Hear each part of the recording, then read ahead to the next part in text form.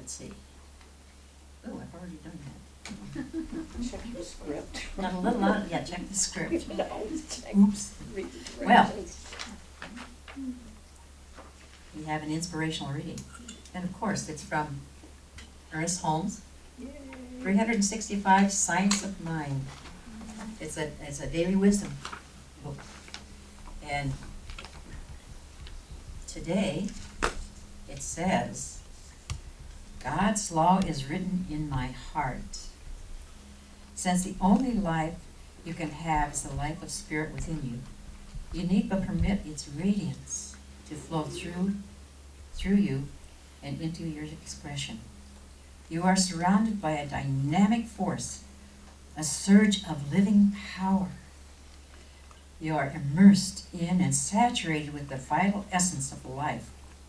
Its presence permeates everything, binding all together into one complete whole. Because my whole being is the life of God in me, I have nothing to fear. Everyone I meet is of the same wholeness in which I live. Every person I meet is a center of the great unity of life. It is this center of life that I meet in all persons.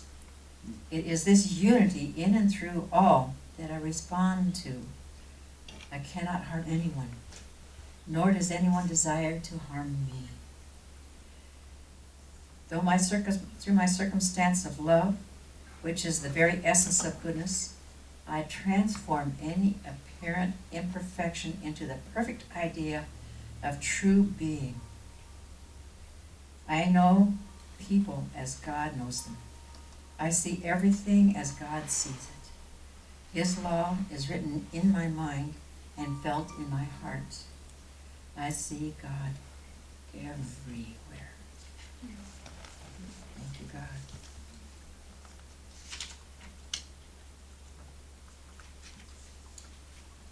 And so our speaker today is a lady I know quite well.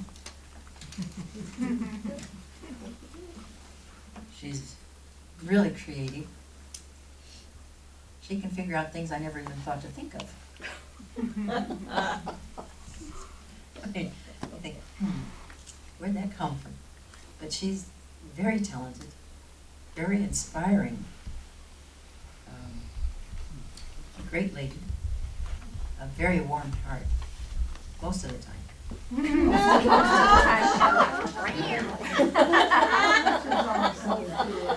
And she's a delightful person to be around. You never know what's going to happen. Of course, that might be the cats too. I don't know. But anyway, she's speaking to this today on awakening the power within. Please help me welcome Anne Delamo.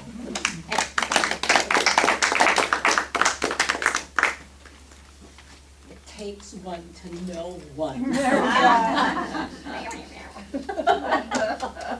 Mention powers. Mary Ann's a sister I did not have. I had a brother, and there was the usual sibling things. The power within, awakening to the power within. Well, one good question. As a little kid, I was kind of a skeptic. I didn't come from a religious background at all. My grandfather was a steadfast atheist, and so was my uncle. So I had a little bit different look at things as a child. I'd see religious people, and what are they doing? I don't get it. So when we talk about the power within, I was skeptical. I test stuff. And I think I tested a lot of boundaries as a child to see how far I could get. There's so much stuff out there, and it appeared to me that a lot of it was really coercive. I grew up in the 50s, and people think that was the good old days, and in many ways it was, but a lot of it was very, very, very restrictive, and as a young kid, I did not care for it very much. There's a lot of, I noticed a lot of fear, manipulations. It's my way or the highway. If you don't believe what I believe in, you're going to be in the handbasket to hell. And I don't know why the handbasket was a vehicle of choice. So, I don't know. And, you know, mine would have had to have tail fins on it. And they talked a lot about, one thing I noticed was they talk about the end times. And people have been talking about this ever since there were humans and ever since the world started or society started. And I found this, I was cruising around in Google, and they found this written on a document, and the person complained, this is the way it looks a lot of the time, the earth is degenerating, bribery and corruption abound, children no longer obey their parents, everyone wants to write a book. It is evident that the end of the world is fast approaching. And this was written in 2800 BC. Wow. And it was found on an Assyrian tablet somewhere. And they dug it out and translated it. So this is a long-standing tradition, our story that we buy and that sometimes we get sucked into because, especially when we don't get our way. They also found this graffiti on a wall, and this was in Pompeii, which, you know, was next door to the Vesuvius.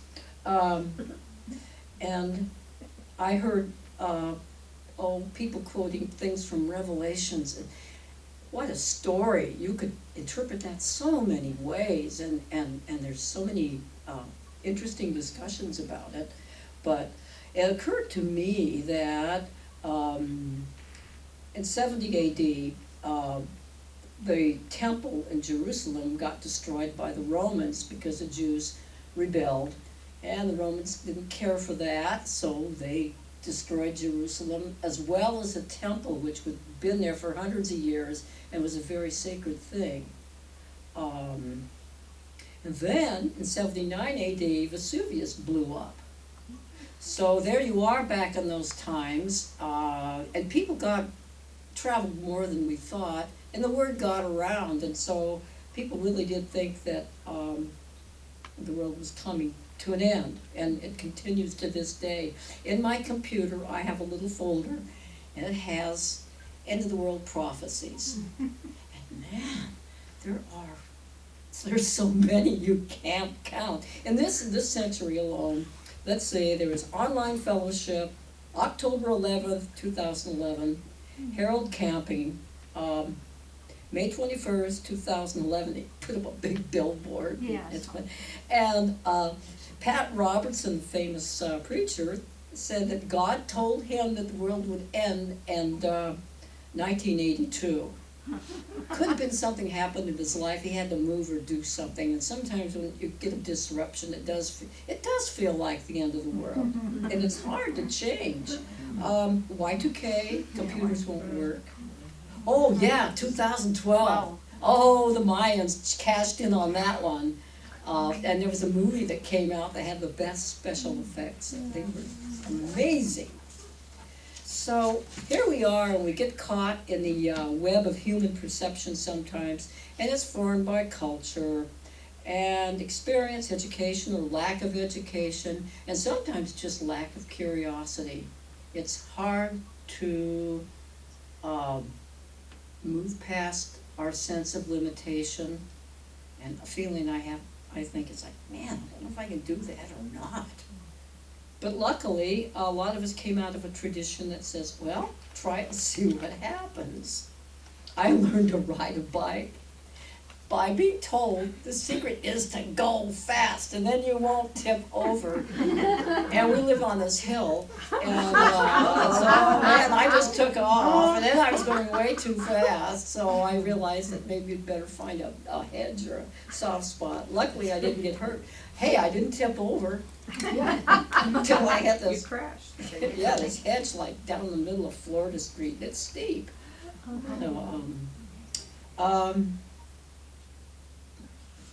we do have, we here learned that we do have intuition, or a lot of us would not be here. And I have a lot of acquaintances who really shouldn't be here. I met a couple of people that were raised by drug dealers. And they have survived and they've turned out to be very nice people.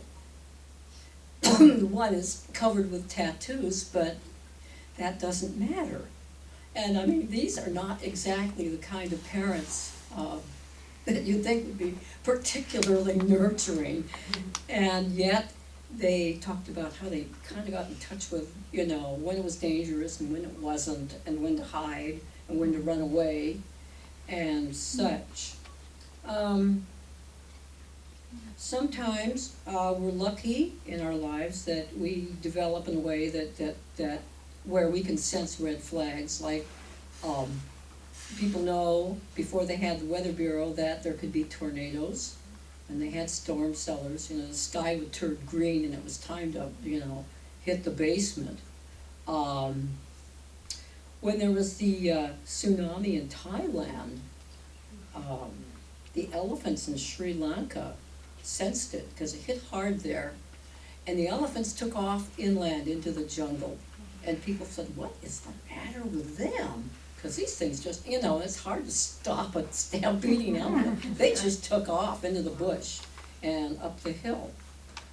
So they knew, and they, you know, maybe got the word from the fish, and they sensed it. They knew it was time to, you know, get out of the coastline. And a friend of mine, he used to swim around when he was a young boy. He'd swim around the reefs in La Jolla just for the heck of it, and snorkel and look at stuff. And one time he was out there, and it just felt creepy. He never worried about anything, you know. He'd look at the fish and stuff like that. And he thought, but it just felt, something just felt, he got scared. So he got out of the water, and then the lifeguard jeep comes down the beach, and they saw a shark or an orca or some darn thing, so they got everybody out of the water. But after that, he went back in the ocean, and everything was cool.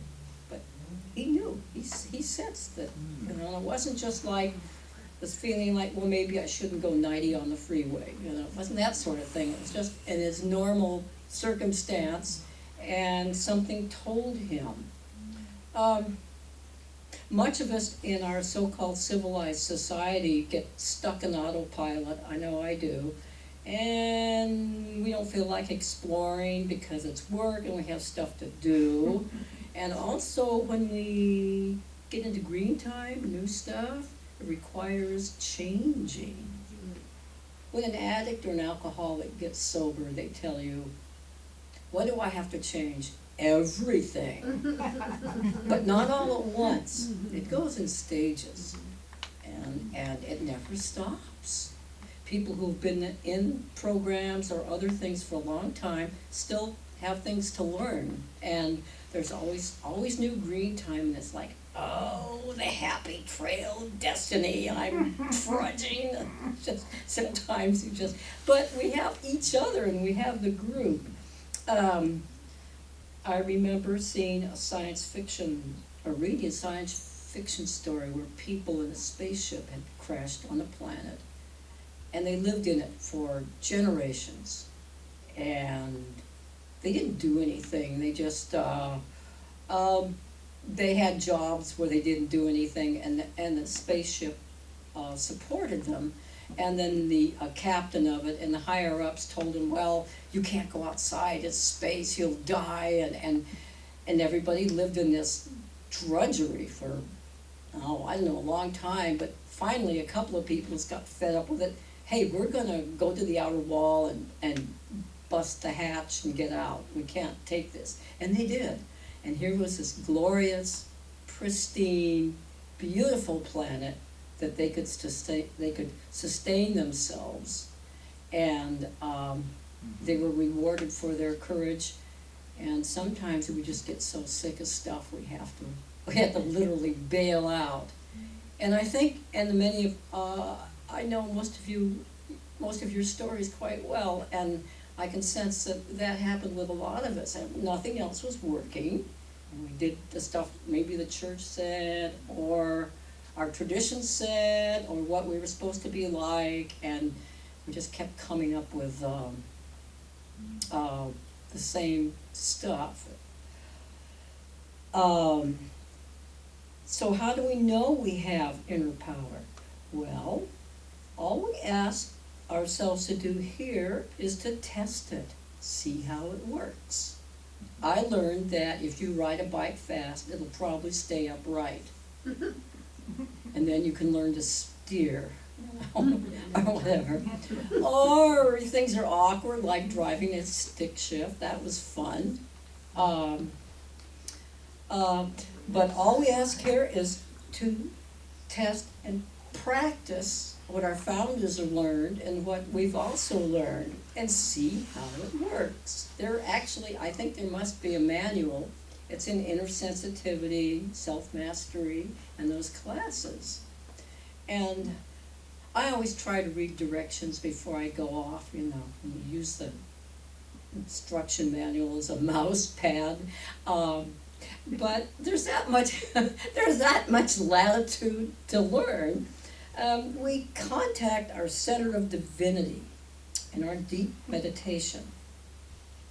And the good part of it, in the things that we do, is we stay on a safe road with robust guardrails.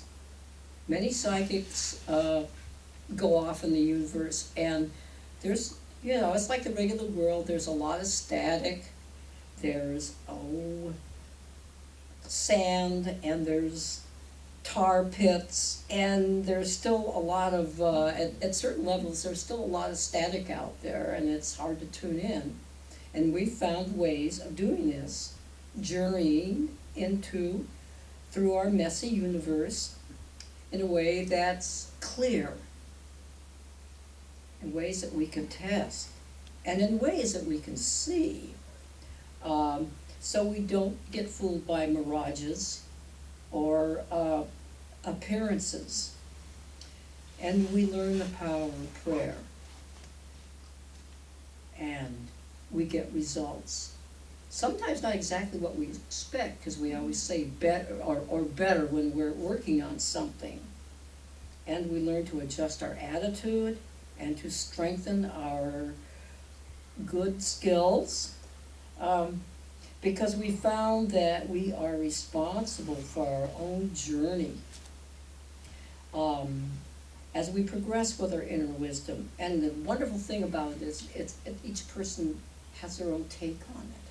And each person has their gift to contribute to the mosaic of our earth life. We're responsible for our own journey, but we help each other along. And it's funny, things happen. There's chains of events that come from prayer and meditation, like Kayla's termite. Perfect example. I made this phone call, or I went over here and I found this thing I was looking for. And it is like a chain, and it kind of unfolds. The thing is that we get to practice this. It's a daily practice, and like music. And it gets to the point where you can't sort of not do it. And good morning. So that's how we know we have power within. Results, lives that are transformed, jobs, relationships, sobriety, health, healing and lifting, and being a harmonizing influence right now, it seems like we really need a lot of it because things just get really nuts sometimes.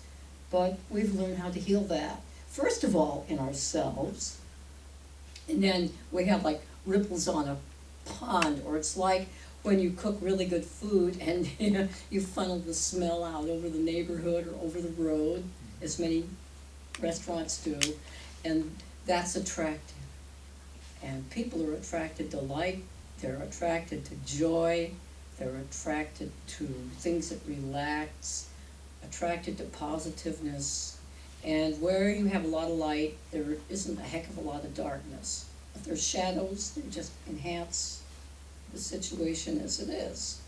So with that, I would like to conclude this with, there's a song by REM, and it goes, "It's the end of the world as we knew it, and I feel fine." Thank you.